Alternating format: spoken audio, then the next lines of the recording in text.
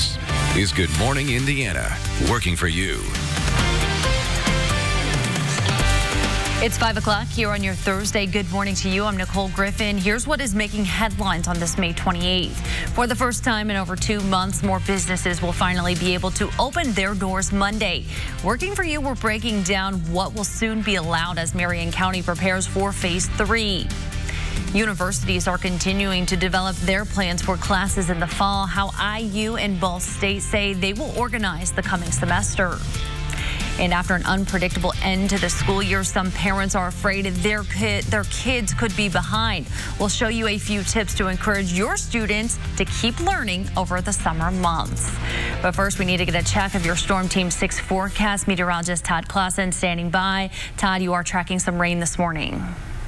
You know, there's rain on the radar once again here, Nicole, and we have the warm, we have the muggy conditions still, just like we've had the past few days. And yesterday we were dealing with some heavy rain, and then it turned into a nice day with plenty of sunshine. Well, today we'll have the rain, and I'm not expecting as much in the way of sunshine later on this afternoon, but there will be some dry conditions. Here's a live look at Bloomington as well as Bedford with some pockets of heavier rainfall. Nashville over towards Columbus as well. The eastern side of the state, some scattered showers. No lightning getting picked up here this morning, though. That is the good news, as we are just dealing with these rain showers moving through. But there are more rain showers down to the south that'll be rotating through at times during the course of the day today. So it's one of those days I think you definitely need to have the rain gear handy if you're going to be out and about, or at least check the radar before you head out for that walk. There are those temperatures that are in the 60s this morning. Just kind of a slow climb with the showers off and on throughout the day today and the additional cloud cover. I think there's probably more dry hours this afternoon compared to this morning. We'll time all the showers out for you using TrueCast hour by hour in just a few minutes. Nicole? Todd, thank you. Here's a live look now from the city's north side at I-465 at the Wide River. We have seen some raindrops on this camera here in this area. We are monitoring traffic for your morning commute, but no crashes or delays across the metro area as traffic appears to be moving up to speed here in this area.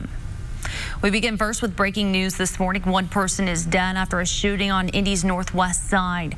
Officers responded to Big Oak Drive near 56th Street and Georgetown Road around 4 a.m. The victim was pronounced dead at the scene. This is a developing story, and we will continue to update you as soon as we learn more information. Marion County businesses will begin reopening on Monday. The announcement made by Mayor Joe Hogg said yesterday was exciting for many business owners who have been closed since mid-March. Our Alyssa Donovan is live this morning at the Ursay Family YMCA downtown, one of many fitness center locations that will be reopening. Alyssa, good morning. Good morning. I have to say it did just start raining down here, just some light rain. But what's going on is Monday, fitness centers like the YMCA are going to be able to reopen, as well as community pools and restaurants, indoor dining. They're all going to be able to reopen at half capacity. That's on Monday, so a little bit sooner than some of these businesses thought. And we also know that personal services like salons and spas will also be able to reopen. Those will be by appointment only with personal protective equipment and social distancing guidelines. We spoke to a woman who owns 2 salons. Both are in Marion County. Sylvia Captive says it's been challenging the past couple of months. She was lucky to get a small business loan, but she still feels grateful she could stay afloat while remaining closed. After the announcement, customers were already calling her to make appointments. We have a lot of clients that said we're so glad that you're able to reopen. They're just glad that we are going to be able to go back in business, and we were able to survive through this. And most of the state is already at stage 3 of Governor Holcomb's reopening plan. Marion County is behind schedule due to the high amount of COVID-19 cases in our county. And before you head back to your gym or your salon, you might want to call and just double check their timeline on reopening. I know there's a couple gyms that are not reopening exactly on Monday. And of course, those salons, spas, and nail salons, you're going to have to make appointments, so you're going to have to call them as well. Reporting live, Alyssa Donovan, RTV6. Alyssa, thank you. While community pools are opening, state park pools will remain closed. The Department of Natural Resources says the pools are not the problem, but space limitations on the pool decks make social distancing difficult. Some of the closed state park pools include Turkey Run, McCormick's Creek, and Brown County. You can find the full list on our website, theindychannel.com. Good news is that most state park beaches are open and have enough room for visitors to spread out. Another Indianapolis conference is postponing events because of COVID-19. Indy PopCon was originally scheduled for July 10th, but will be rescheduled for late 2020. The annual convention celebrates comics and pop culture. It was also scheduled to start a film festival this year, but that will now be held online starting July 9th. Indiana is now reporting 1,871 deaths in the state since the pandemic began. According to the Indiana State Department of Health, 21 new deaths have been confirmed. They were recorded between April 14th and this past Tuesday. 370 new cases were also reported, bringing the total number of positive cases to more than 32,000. The state has now tested over 230,000 Hoosiers. About 14% of those have come back positive. Indiana University has a new plan for its 2020-2021 academic year, and it includes a mix of in-person and online classes. The fall semester will start August 24th and end December 20th. Classes may meet in person or online until November 20th, and then beginning November 30th, all classes will move online only. The spring semester starts on January 19th. Classes may only meet online through February 7th, and after that, classes can meet in person or online for the remainder of the semester. There will not be a fall or spring break. Ball State University is also announcing its plans. The university is aiming to have in-person classes at the start of the year on August 24th. But the school is telling its faculty and students to be ready to switch between in-person and online classes if conditions change. After Thanksgiving break, all classes will be online only. Ball State has not released plans for the spring semester. The university has ordered 50,000 reusable face masks for staff and students when they return to campus. For most schools, the summer break has already started, but some parents are concerned their child might be behind next school year because of COVID-19. Our Kelsey Anderson joins us this morning with what school officials say you can do to continue learning throughout the summer. Well, just because school's out doesn't mean learning has to stop. And for us as adults, we don't see these small summer activities as learning experiences, but that's exactly what they are for young kids. Alyssa Lockwood is the principal at Mount Comfort Elementary School. She says summer enrichment is an important part of a child's growth and learning. Playing outside, building something, having a water balloon fight, and so much more are all things kids can do to continue to learn, just in a different way than we imagine at school. For summer learning is always to keep reading as well. I think, keeping in a good routine. I know I have 3 elementary age kids, and my kids are in a routine of reading every night. And so now that we're in the summer, they get to choose what books they read every night. And so that's important for them to have choice and ownership in that. Lockwood says kids at Mount Vernon schools got to keep their Chromebooks over the summer so they can still utilize the learning programs they're already used to. A lot of local libraries are doing virtual and in-person reading programs this summer where kids can earn rewards for every single book they read. I'm Kelsey Anderson, RTV 6. Kelsey, thank you. We are still waiting to learn what precautions K-12 schools will take when they reopen in the fall, but volunteers across Indiana are helping equip districts with face masks if they're needed. Nearly 6,000 people are part of the Facebook group Sew and Serve. They originally made masks for healthcare workers, but once hospitals in need received shipments of personal protective equipment, the group changed its focus to schools. Organizers are now working with 26 districts, including Avon, Zionsville, Noblesville, and Hamilton Southeastern. As we go out and about, we see the face coverings. We know they're recommended, but yet they're very difficult to come by. And so when Ann Steele from Sew and Serve reached out via email just asking, it was almost like this is too good to be true. Is this some kind of scam? I thought I could sew 100 masks and donate them to Eskenazi. This is beyond anything I could have imagined. So Serve is taking enrollment numbers from school districts to find out if the group can provide every student with a mask in the fall. For more information, go to theindychannel.com and click on this story. Todd. All right, Nicole, we're dealing with some rain showers once again this morning across the area, as well as temperatures that are sitting in the 60s. So it's a mild and rather muggy start to our day once again. So not much has changed in this pattern as of yet.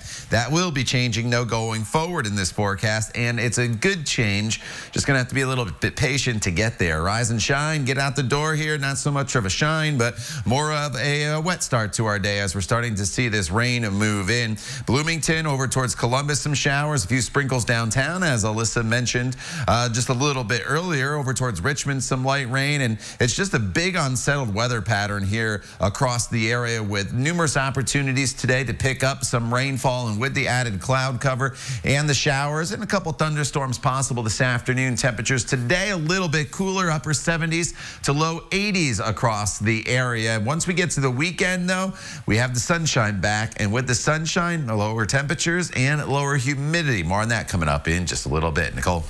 Todd, thank you. Protests across the country continue to demand justice after the death of George Floyd. Coming up, how a rally in California quickly turned violent. And the U.S. has surpassed 100,000 deaths due to COVID-19. Still ahead, what Dr. Anthony Fauci is now saying about the timeline for a vaccine. Here's a live look outside now at our INDOT traffic camera at I-465 and Emerson Avenue on the city's southeast side. Here in the Beech Grove area and across the city, traffic is moving up to speed. No crashes or delays to report. It's 5:11. You're watching Good Morning Indiana right here on RTV6. New Holy Moly tonight on ABC. A Black Lives Matter protest in Los Angeles turned violent Wednesday. Hundreds of demonstrators showed up downtown to protest the death of George Floyd in Minneapolis. As you can see, some of them rushed at a police cruiser, hitting the car and even breaking the back window. Another protester sitting on the hood appeared to fall or jump when the cruiser moved forward. Demonstrators then attacked a second police car that was responding to the injured man.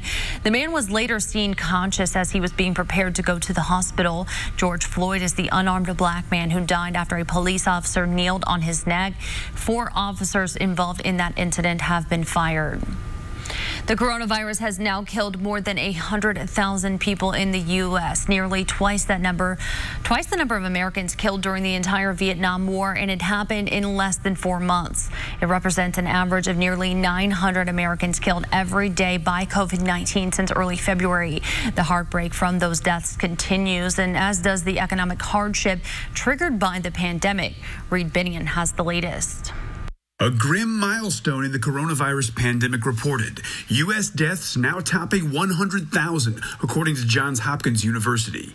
Each death impacting untold numbers of loved ones, co-workers, and acquaintances. The pandemic also continuing to take a toll on businesses and workers. Aerospace giant Boeing laying off more than 6,700 employees Wednesday. Marriott International citing fallout from the pandemic as it warns of a significant number of layoffs later this year. Other businesses banding together to raise awareness. Lights going dark briefly in Times Square to symbolize what organizers say is the effect of insurers denying businesses coverage for coronavirus-related losses. Still other businesses forging ahead. One of them, Walt Disney World, proposing reopening several attractions, including the Magic Kingdom, in July. All this as the nation's top infectious disease expert updates the timeline regarding vaccine development. I still think that we have a good chance, if all the things fall in the right place, that we might have a vaccine that would be deployable by the end of the year. I'm Reed Binion reporting. Reed, thank you. Scientists around the world are working to get a COVID-19 vaccine approved, but only about half of Americans say they would actually get it. A poll from the Associated Press shows that mostly comes from uncertainty. 70% of people who said they wouldn't get the vaccine worry how safe it will be since it's been put on the fast track for testing. Officials from the National Institute of Health insist that safety is their top priority in getting the vaccine out to the public. The NIH director wants to assure people they are not cutting corners. Let's now get another Check Your Storm Team 6 forecast with Todd. You're saying people need to have the umbrella with them throughout the day today, Todd. You know, I would just have it handy, Nicole. It doesn't hurt if you're running errands just to have it in the car with you, because we'll be dealing with these periods of rain off and on throughout the day. It won't be a complete washout of a day. That is the good news in our forecast. And you'll have the opportunity to get out and about at times, but there's always going to be that threat of rainfall. We're dealing with some showers right now just north of Newcastle as you work your way up towards Springport and then over into the Winchester area, down US 27 through Fountain City into Richmond. We're dealing with some rainfall, and then as we slide down to the south, this is where the heaviest of the rain is currently this morning, from Bedford to just south of Seymour, right along US 50. And then as we slide to the north, we're dealing with rain in the Bloomington area. A heavier band of rain just went through Nashville. This is pushing into Martinsville and just south of Franklin here this morning. In fact, it's going to be moving up into the Franklin area here, just past the bottom of the half hour here. And then as we head into the Mooresville area, as we get a little bit closer to 6 o'clock. It's just a very unsettled weather pattern all across the area. We have an area of low pressure off to our east. That one won't really directly affect us, but then we have another area of low pressure that is sitting down here spinning across parts of Oklahoma, and this one is going to just slowly start to make its way off towards the east, and so that will continue to bring us rainfall. And then you notice this little band of rain that is stretching here up in the Minneapolis area. That's actually a cold front, and it's that cold front that is going to take all of this precipitation and just shoot it off towards the east and out into the Atlantic as we get into the weekend. So there's much better weather ahead today, though, as we go through TrueCast this morning. Periods of rain. It's probably the wettest this morning compared to later on this afternoon. This afternoon, I think we dry out and we just get some spotty showers and downpours here across the area. And then tomorrow evening, when the cold front comes through, that is when we are going to start to see more widespread rain once again. Highs today, a little cooler than yesterday. We'll be right around 80 degrees in general. And then on Friday, here is that forecast with the rain. We'll deal with scattered showers and a few thunderstorms during the morning hours. But soon as we clear out in the afternoon, we get back into some sunshine. Once we're into that sunshine, look at the forecast, a great stretch of weather Saturday, Sunday, and Monday. Even into Tuesday and Wednesday as it starts to warm up and we bring some storm chances back by Wednesday afternoon. We'll be able to salvage the weekend, though, with really nice weather, Nicole. Just lower humidity, and the low temperatures are down into the 50s, so the air conditioners can get a break. So something to look forward to in just a couple days. All right, Todd, looking forward to that. Thank you so much. Well, here's a live look out in Hendricks County at I-74 and Ronald Reagan Parkway. Everything out in the Brownsburg area appears to be moving up to speed. As you see here, across the metro area, there were no crashes or delays to slow you down if you're heading out the door this morning. Twitter is now explaining why it added a fact-check label to 2 of President Donald Trump's tweets about mail-in ballots. The company said it wanted to enforce its civic integrity policy because it felt those tweets could confuse voters about what they needed to receive a ballot and participate in the election process. The president accused Twitter of violating his free speech and interfering in the 2020 election because of the label. He has now threatened to strongly regulate or even shut down social media platforms, including Twitter. You may have noticed the cost for a lot of services and products is going up. Many people aren't happy about it. American Express found 86% of customers would spend their money elsewhere if they were surcharged, and 70% said the increase made it appear that the business didn't really care about them. But most businesses say they're tacking on the added percentage or fee to compensate for costs related to the pandemic. Things like lost revenue, higher prices for food and protective equipment they never needed before. Harry Potter author J.K. Rowling is working on a new book project and is hoping her young readers will help her finish it. It's called The Ichabod, and you can read it for free on theichabod.com. The book will be published over the next 7 weeks, a chapter or more at a time. Rowling is hoping children will send her their drawings of what the Ichabod looks like, and when the book is published in November, her publishers will pick the best submitted artwork to tell the story. Proceeds from the book sales will benefit COVID-19 relief efforts. Many people have taken on projects during stay-at-home orders, but one Australian artist is taking it to another level. A closer look at his giant creation when we come back. Working for you. A sculptor in Australia bringing some joy to his town with a giant bird. The artist used his time in lockdown to create this laughing 13-foot tall kookaburra. The bird will eventually visit cultural events throughout the entire continent. But while Australia is still in lockdown, he thought he'd debut it in his own neighborhood. Total jaw drop, bomb. Oh, some people don't think that they have seen such a big. They go, oh, what was that? Well, the kookaburra took him around 6 months to build. The sculptor is also famous for making a 1,500-pound koala last year. Todd, I don't know if you can see that video, but it is a big bird. I can see it. Nothing like seeing a kookaburra getting pulled by a pickup truck around your neighborhood with its mouth going up and down. Right. I will give it to him. It looks awesome, though. So congrats to him. And it's going to take it across the land down under there, I guess. All right, outside right now we are dealing with stuff that is moving in as far as radar goes. We're dealing with some rain moving into Bloomington as well as Indianapolis, now off towards the east as well. 60s and 70s here across the area temperature-wise this morning. The wettest part of the day is this morning. There'll be some dry hours this afternoon, but still the chance of seeing a few scattered showers and storms. Some of the downpours could be locally heavy as we're in this tropical-like air mass with high temperatures that are right around 80 degrees. The time now is 5:26. Stay with us. We're back in just a few minutes. Just search RTV6. This is Good Morning Indiana, working for you. Now at 5:30 on Good Morning Indiana, it will be back to business for many in Marion County next week. Working for you this morning, a look at what will and won't be allowed in the coming days. And just because school's out doesn't mean learning has to stop. This morning, advice on summer educational activities to keep your kids on track. Thanks for starting your morning with us here on Good Morning Indiana. I'm Nicole Griffin. Lauren Casey has the morning off. We want to start right away with Storm Team 6 meteorologist Todd Clausen. Todd, some people are waking up to rain this morning. Yeah, once again, this is the third morning in a row. Some of us are waking up to rain across the area, Nicole. The rain mainly south of Indianapolis right now, but it's starting to expand and spread to the north this morning. Here's a live look at Storm Team 6 radar, and you're starting to see more greens and yellows and reds, which is the rainfall. Some pockets of moderate rainfall in the Seymour area right now, and just south of Bloomington, north of Bedford through Lake Monroe. Some pretty good rain is coming down. Some heavier downpours near Martinsville. This is starting to spread up and towards the metro area and should be arriving fairly soon. Then off to the east, Connorsville. You've had multiple rounds of rainfall the past couple days.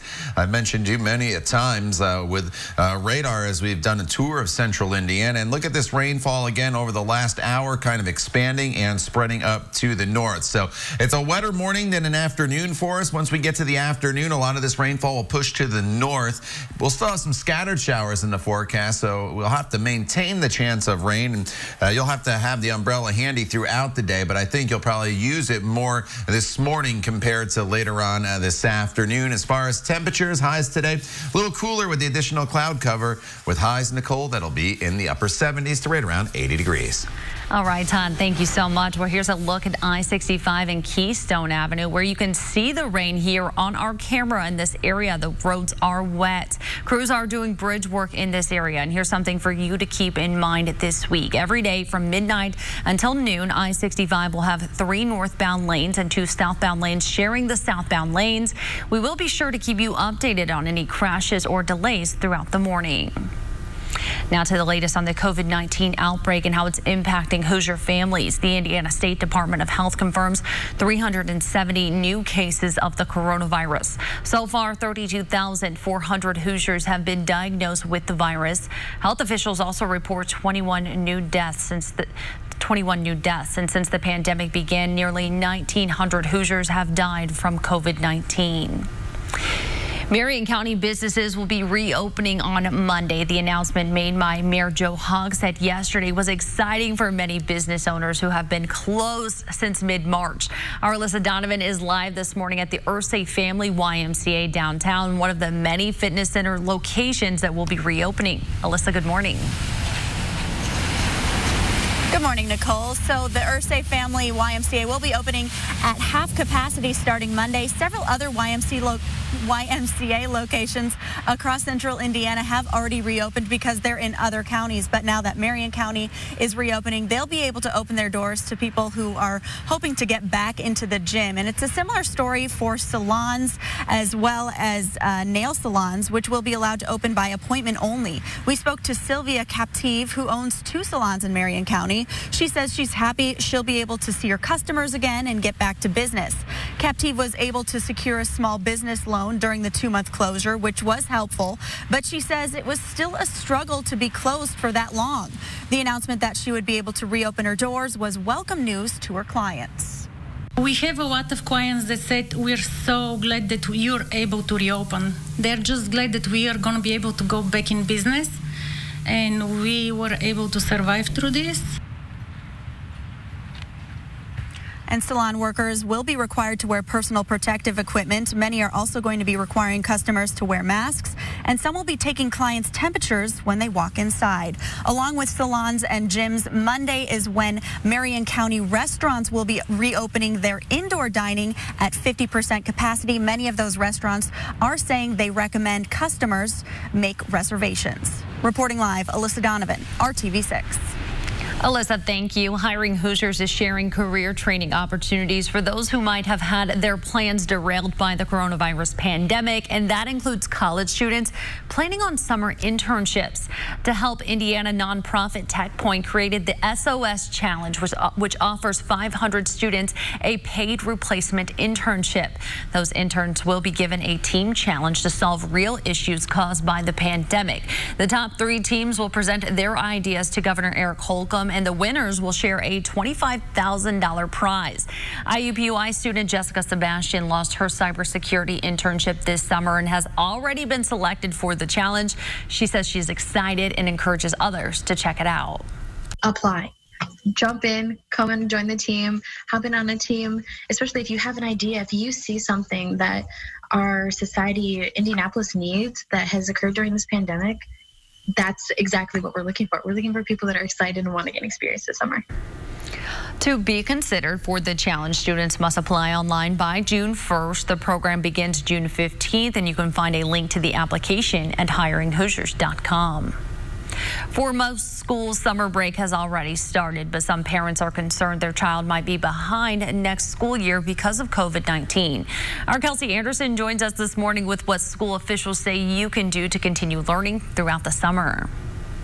Now that summer is here, there are so many ways that you can keep your child engaged in learning each and every day. Alyssa Lockwood is the principal at Mount Comfort Elementary School. She says the #1 tip she has for parents this summer is to continue reading each and every day. She says giving your child the option on which book to read gives them the choice and ownership. But she says just playing is also a learning experience in itself. So getting outside, building rockets, building sandcastles, having water balloon fights, all of those things are fun ways that kids are continuing to learn just in a different way than we would think of during school. Lockwood says kids at Mount Vernon schools got to keep their Chromebooks over the summer so they can still utilize the learning programs they are already used to. A lot of local libraries are doing virtual and in-person reading programs this summer where kids can earn rewards for every single book they read. I'm Kelsey Anderson, RTV6. Kelsey, thank you. The community continues to show support for senior citizens across central Indiana. Nursing homes and long-term care centers have been hit hard by COVID-19.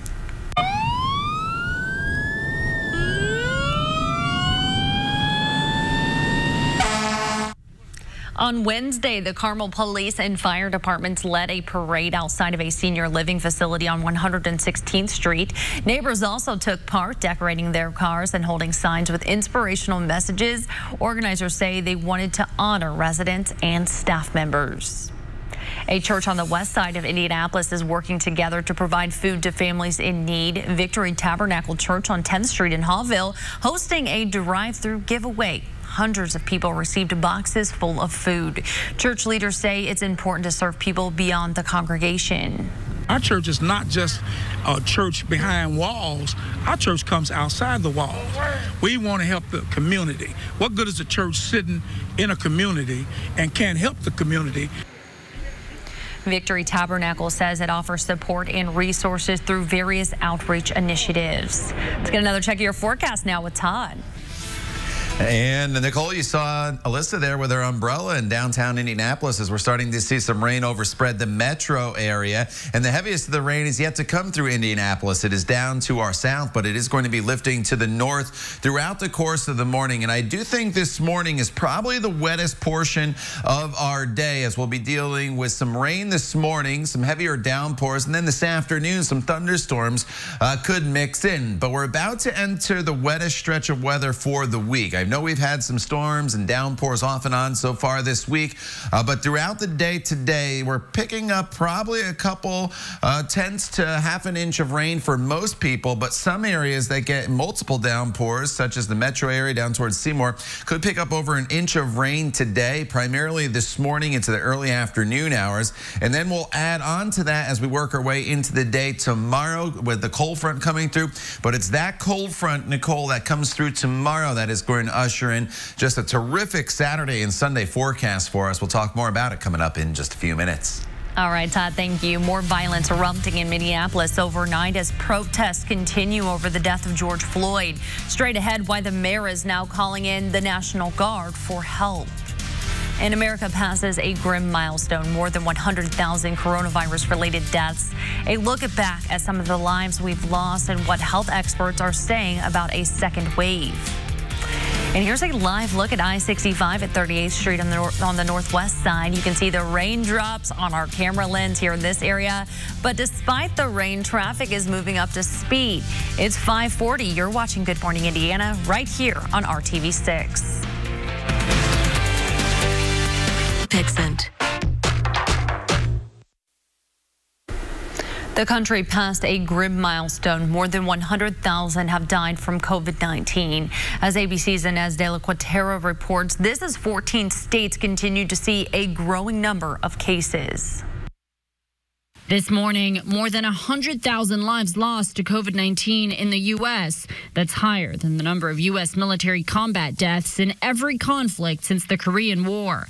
Some of those who've left us: Paul Logan, an Indianapolis high school coach; 5-year-old kindergartner Skylar Herbert, daughter of Detroit first responders; and Rolando Aravena was a communications field technician at Verizon, sent to a New York hospital to help prepare for the surge. A week later, he fell sick. He just looked at me and he said, "Mel, I never knew a love like this before, and I love you so much." This country, as I say often, has been through some really challenging, terrible times.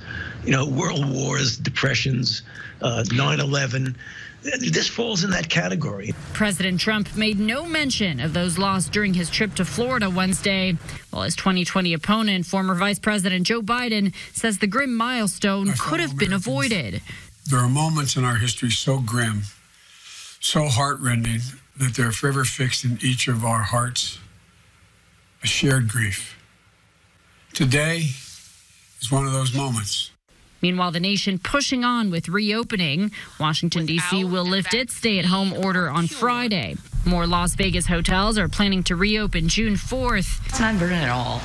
I mean, we're just trying to be safe for everybody. Cases now rising in at least 14 states, including California. We are moving forward. Let us not forget the most vulnerable amongst us. Dr. Anthony Fauci also said a second wave is not inevitable and that there's a good chance the nation will have a vaccine by the end of the year.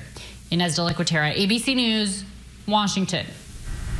Inez, thank you. Tear gas, flames, and smoke filled the streets surrounding the Minneapolis Police 3rd Precinct overnight as people continued to protest George Floyd's death. Video shows an officer pinning Floyd to the ground with a knee to his neck.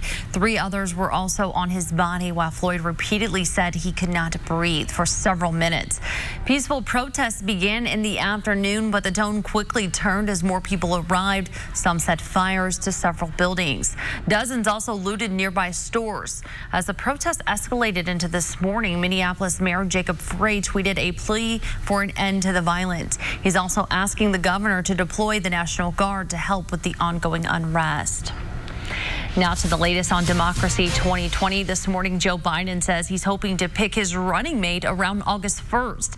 The presumptive Democratic presidential nominee made the announcement at a fundraiser on Wednesday. He also said his VP vetting committee is in the process of what he called deciding the basic cut. According to Biden, that means making sure the prospective running mates actually want the job and are comfortable with it. Biden has already announced he'll have a female running mate. Turning now to a storm brewing off the Carolina coast. Tropical storm Bertha making landfall on Wednesday along the coast of South Carolina, about 20 miles east of Charleston.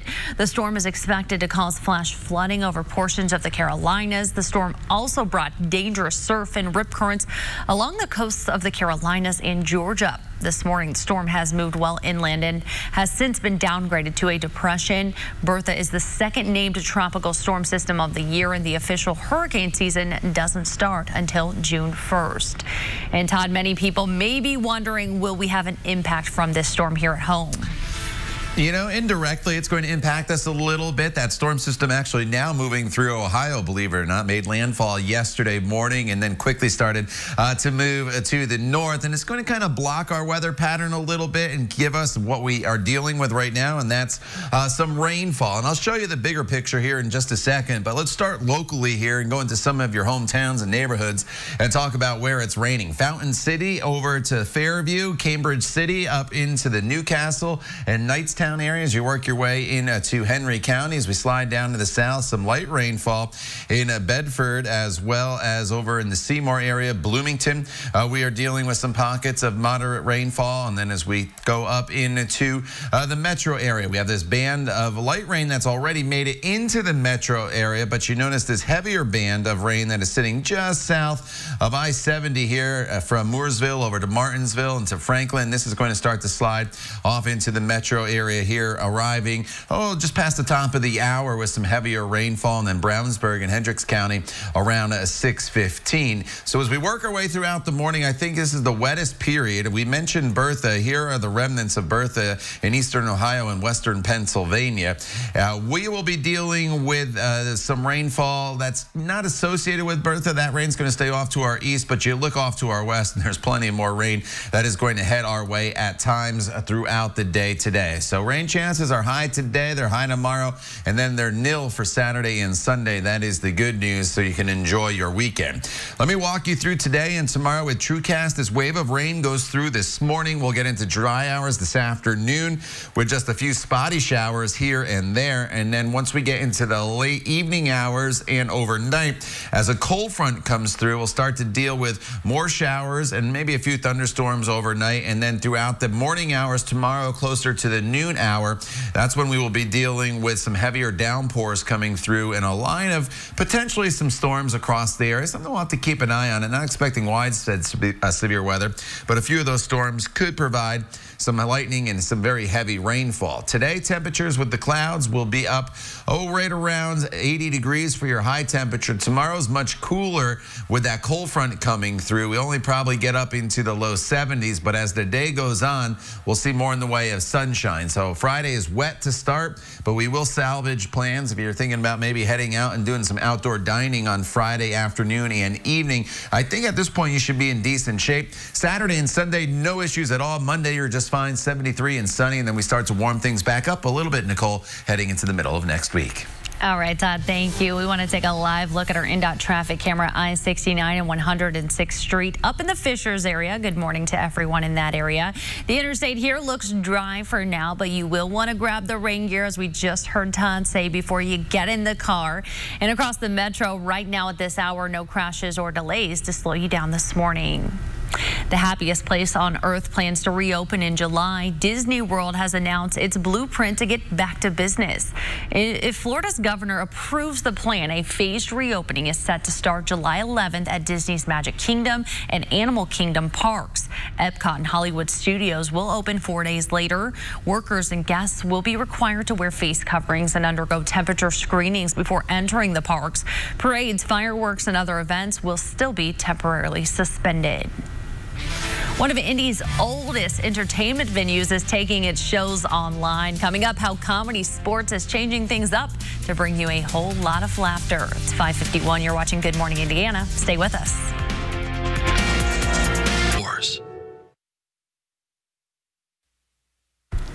It will still be at least a couple of weeks before most entertainment venues reopen around Indy, but one spot is bringing the show to you. Our Brad Brown caught up with the crew from Comedy Sports to see how the city's longest running show is making humor from home. These days, we could all use a good laugh. Matt, where are you?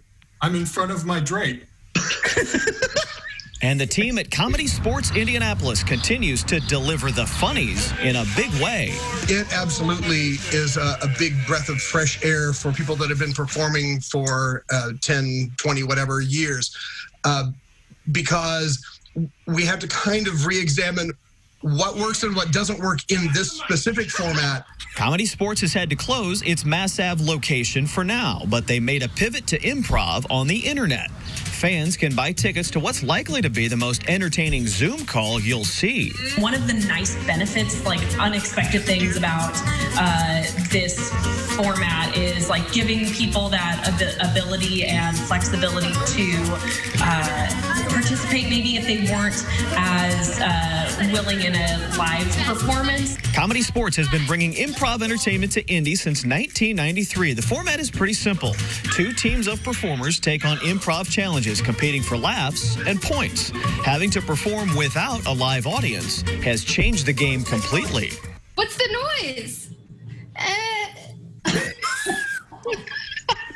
There's the sense of if you're not in the room with somebody, it's going to feel really weird, but it didn't. It was, you just kind of settle into it pretty quickly, and you're still doing the same work. You're just not sharing the physical space. But what has remained is a night filled with laughter and a fun way to step away from the daily grind of the past couple months. Well, I've actually gotten to have like friends from New York and my parents in LA are all able to tune in and watch the same performance, which is really neat and like that really cool way to build that community.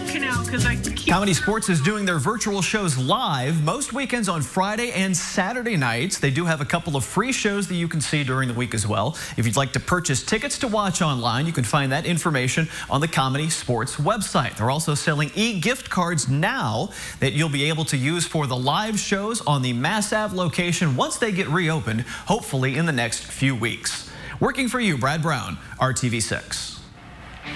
All right, thanks, Brad. As always, a nice little twist on the We're Open campaign here. It doesn't have to just be all restaurants, right? It could be comedy and other businesses that are open that are providing great services to people here in this tough time. All right, here's the rain. It's moving from south to north. It's kind of becoming a little more widespread, and so it's going to be a fairly wet morning for many of us as this rain continues to make its way through.